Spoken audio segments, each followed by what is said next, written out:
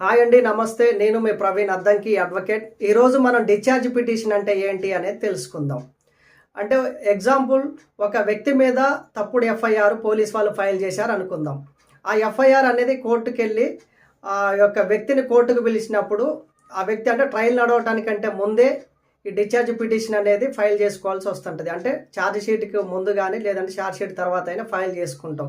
ఏమని ఫైల్ చేస్తామంటే ఈ ఎఫ్ఐఆర్ అనేది నా మీద తప్పుడు పోలీస్ వాళ్ళు తప్పుడు ఎఫ్ఐఆర్ ఫైల్ చేశారు, లేదనుకుంటే వేరే వాళ్ళ సపోర్ట్ తోటి నా మీద తప్పుడు ఎఫ్ఐఆర్ ఫైల్ చేశారు, తప్పుడు కేసు పెట్టారని చెప్పేసి మనం డిశ్చార్జ్ పిటిషన్ వేసినప్పుడు దాన్ని జడ్జెస్ డిసైడ్ చేస్తారు. అంటే దాన్ని జడ్జెస్ ఎలా డిసైడ్ చేస్తారు అనుకుంటే, ఒక ఎవిడెన్స్ అనేది మనకు అనుకూలంగా ఉంది, అంటే వాళ్ళు ఫైల్ చేసిన దాంట్లో తప్పుగా ఉంది, అంటే ఛార్జ్ షీట్ ఫైల్ చేశారనుకోండి, దాంట్లో మనకి సరైన ఎవిడెన్స్ లేదు, మన మీద ఎఫ్ఐఆర్ చేయడానికి కానీ లేదనుకుంటే మనం తప్పు చేశామని చెప్పేసి తెలియజేయటం కోసం ఎవిడెన్స్ వాళ్ళ దగ్గర పర్ఫెక్ట్ లేదనుకోండి, అప్పుడు జడ్జెస్ డిసైడ్ అవుతారంటే ఇతని మీద కావాలనే తప్పుడు ఎఫ్ఐఆర్ ఫైల్ చేశారు, తప్పుడు కేసు పెట్టారని చెప్పేసి మనల్ని విడుదల చేసే అవకాశం ఉంటుంటుంది.